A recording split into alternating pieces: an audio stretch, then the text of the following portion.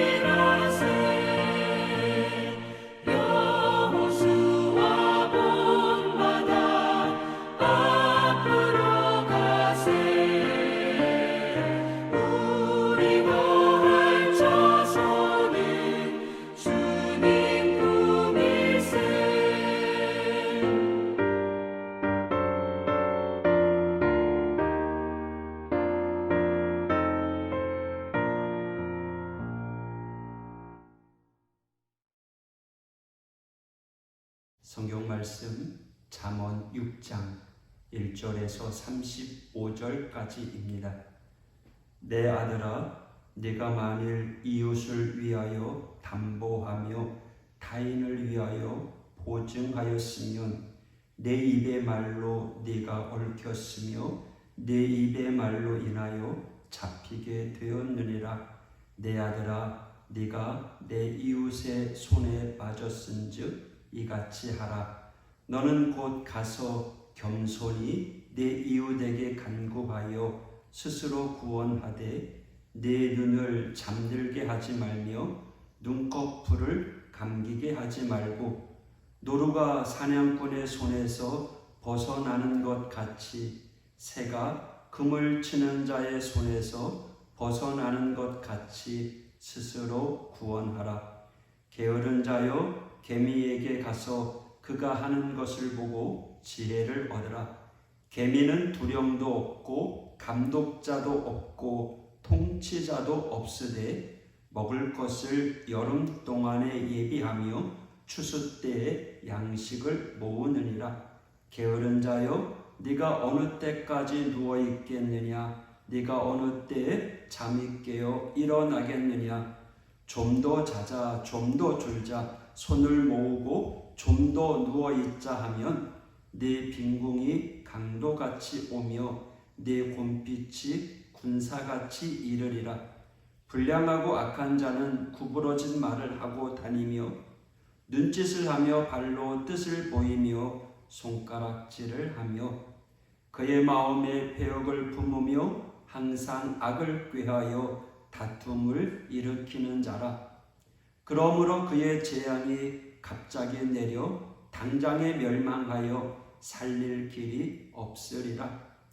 여호와께서 미워하시는 것 곧 그의 마음에 싫어하시는 것이 67가지이니 곧 교만한 눈과 거짓된 혀와 무죄한 자의 피를 흘리는 손과 악한 계교를 꾀하는 마음과 빨리 악으로 달려가는 발과 거짓을 말하는 망령된 증인과 및 형제 사이를 이간하는 자이니라.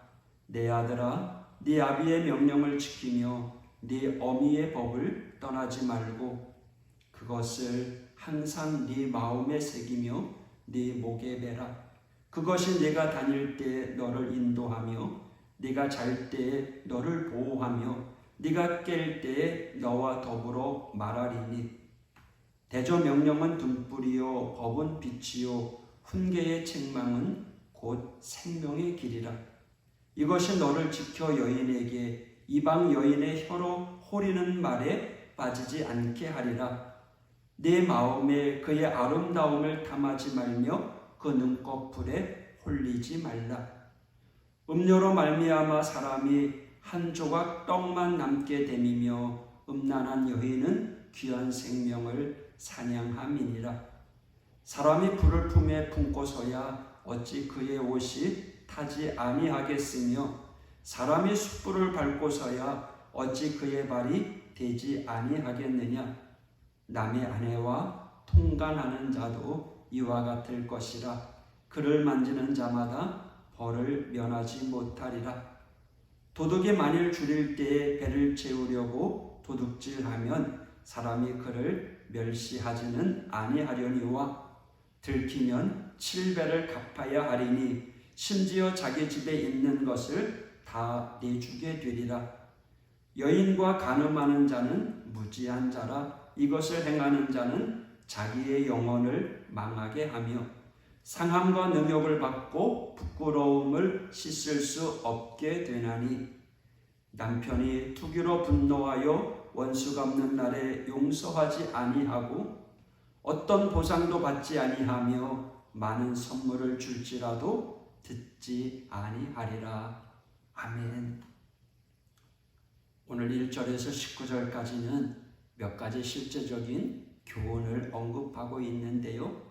5절까지는 보증의 문제, 11절까지는 게으름에 대하여, 그리고 19절까지는 하나님이 싫어하시는 교만과 악행에 대하여 교훈을 주고 있습니다. 1절, 내 아들아, 네가 만일 이웃을 위하여 담보하며 타인을 위하여 보증하였으면. 그러니까 성도의 돈벌에 대하여 얘기하는데 율법에서는 돈을 빌려줄 수 있지만 이자 받는 것을 금했습니다. 가난한 자의 담보물을 취할 때 의복과 같은 필수품은 해가 지기 전에 되돌려 주어야 했습니다. 느헤미야 5장에서는요, 동족에게 높은 이자를 받는다는 소식을 들은 느헤미야가 분노했습니다. 그리고 이제 이자 받기를 금하는 장면이, 금하기를 촉구하는 장면이 나오기도 합니다. 이러한 성경의 가르침을 통해서 이 시대를 살아가는 오늘 저와 여러분 그리스도인들은 충분한 교훈을 얻을 수 있습니다. 첫째, 성도 간에는 빚 보증이 있어서는 안 됩니다. 그것은 세상 사람들과의 관계에서도 마찬가지입니다. 비록 혈육이라도 빚 보증 대신에 형평상 가능한 지원을 해주는 것이 현명하다는 거죠. 왜냐하면 빚 보증은요, 빚을 진 자나 보증을 해준 그 두 가정을 모두 무너뜨리는 결과를 낳기 때문입니다. 그래서 오늘 잠언서에서는요, 불가피하게 빚 보증을 서게 되었으면 스스로 벗어나기 위해 힘쓰라고 한 것입니다. 둘째는 성도 간에는 돈 거래가 없어야 하지만 어려운 상황에 처해져 있는 성도에게 비교적 여유가 있는 성도가 자발적으로 돈을 빌려줄 수는 있다는 거죠. 그러나 절대 이자를 받아서는 안 된다는 거예요. 이자를 받는 순간 두 사람의 관계는 믿음의 형제 자매가 아니라 채무자와 채권자의 관계로 전락하기 때문인 거죠. 이것은 혈육의 형제 자매와의 관계에서도 마찬가지입니다. 셋째로는 가난한 성도에게 안타까운 마음으로 돈을 빌려준다면 그 범위는 상대방이 갚지 못하더라도 감수할 수 있는 금액이어야 합니다. 그래야 나중에라도 서로 이것으로 상처가 되지 않고 믿음의 관계를 유지할 수 있습니다. 이어서 영적인 게으름에 대하여 설명하고 있는데요. 6절부터 11절까지의 말씀입니다. 게으른 자여 개미에게 가서 그가 하는 것을 보고 지혜를 얻으라. 9절 게으른 자여 네가 어느 때까지 누워 있겠느냐? 네가 어느 때에 잠이 깨어 일어나겠느냐? 좀 더 자자, 좀 더 졸자, 손을 모으고 좀 더 누워 있자 하면 네 빈궁이 강도같이 오며 내 곰빛이 군사같이 이르리라. 노동은 신성한 것입니다. 육체의 죄로 인해서 노동이 주어지기는 했지만 한편으로는 하나님의 창조 세계에 동참하는 일이기도 합니다. 하지만 중요한 것은 그 노동 그 자체보다도 성실함으로 임하는 태도입니다. 하나님의 성실하심과 같이 우리도 마땅히 성실하게 일해야 하는 것입니다.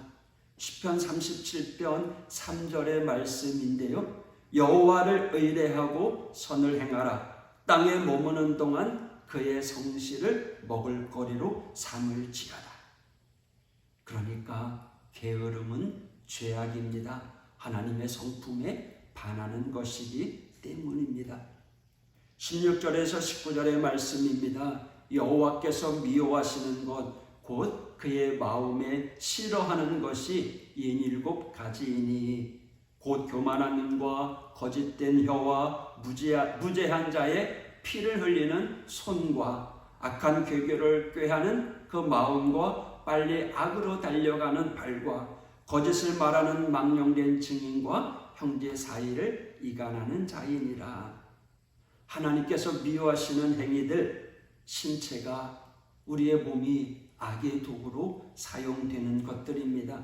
그 중에 첫 번째로 언급되는 것이 교만한 눈입니다. 교만은 모든 죄의 근본이기 때문입니다. 뿐만 아니라 거짓된 혀는 잠언에서 계속 반복하고 있는 죄입니다. 말은 사람의 마음에 강력한 비수를 꽂는 도구이기 때문입니다. 말 한마디로 천냥빛을 갚을 수도 있지만 반대로 영원히 상처를 주고 사람을 죽게 만드는 것이기 때문입니다. 그래서 19절에 보면 거짓을 말하는 망령된 증인과 형제 사이를 이간하는 자이니라. 거짓을 말하고 형제 사이를 이간하는 자는 교회를 무너뜨리는 마귀의 1등 공신이라고 할 수 있습니다. 하나님과 인간 사이의 관계를 이간질하여 죄에 빠뜨리게 했던 그 뱀은 교회 안에서도 성도들 간에 이간시켜 분열을 조장합니다. 그래서 우리는 교회 안에서 남을 험담하는 자가 되어서도 안 되고요. 그렇게 험담하는 자에게 정중하게 타이르거나 아니면 험담하는 대상에 대하여 좋은 면을 일깨워서 그것을 무색하게 해야 합니다. 그것이 험담하는 자의 입을 잠재우는 방법이라는 거예요. 20절에서 21절의 말씀, 내 아들아 네 아비의 명령을 지키며 네 어미의 법을 떠나지 말고 그것을 항상 네 마음에 새기며 네 목에 매라. 그것이 네가 다닐 때에 너를 인도하며 네가 잘 때에 너를 보호하며 네가 깰 때에 너와 더불어 말하리니. 네. 개 목걸이, 소의 멍에는요 그것을 제어하는 데 사용하는 것입니다. 하지만 인간에게는 멍에를 씌우지 않습니다. 우리는 자유의지를 가진 존재이기 때문입니다.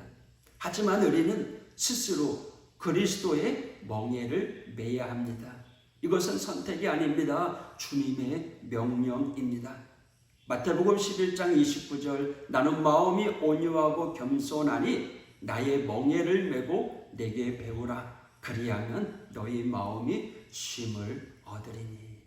사랑하는 성도 여러분, 그리스도의 멍에를 메게 될 때요, 세상 유혹으로 인한 근심, 걱정, 번민이 아니라 주님이 주시는 그 마음, 또 그 마음의 평안, 위로가 넘쳐나게 될 것입니다.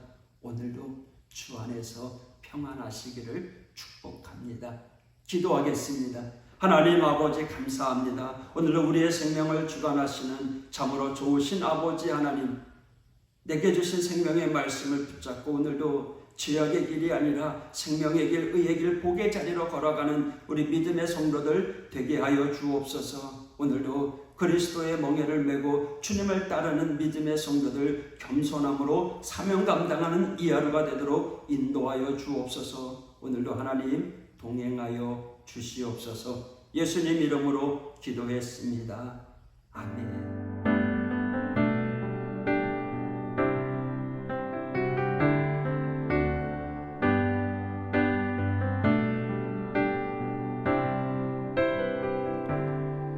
세상의 유혹 시험이 내게 몰려올 때에 나의 힘으론 그것들 모두 이길 수 없네. 거대한 폭풍 가운데 위축된 나의 영혼 어찌할 바를 몰라 헤매이고 있을 때 주를 찬양, 손을 들고 찬양. 전쟁은 나에게 속한 것 아니니 주를 찬양, 손을 들고 찬양. 전쟁은 하나님께 속한 것이니.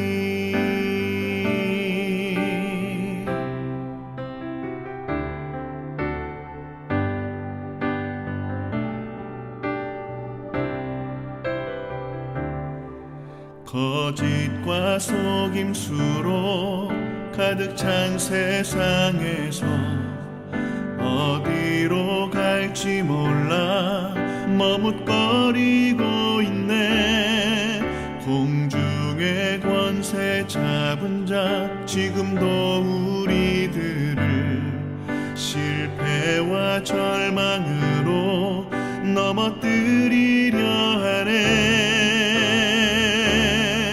주위를 둘러보면 아무도 없는 듯 믿음의 눈을 들면 보이는 분 계시네. 지금도 내 안에서 역사하고 계시는 사망과 어둠의 권세 물리치신 예수님. 주를 찬양, 손을 들고 찬양. 전쟁은 나에게 속한 것 아니니 주를 찬양, 손을 들고 찬양. 전쟁은 하나님께 속한 것이니. 주를 찬양, 손을 들고 찬양. 전쟁은 나에게 속한 것 아니니 주를 찬양, 손을 들고 찬양. 전쟁은 하나님께 속한 것이니. 전쟁은 하나님께 하나님께 속한 것이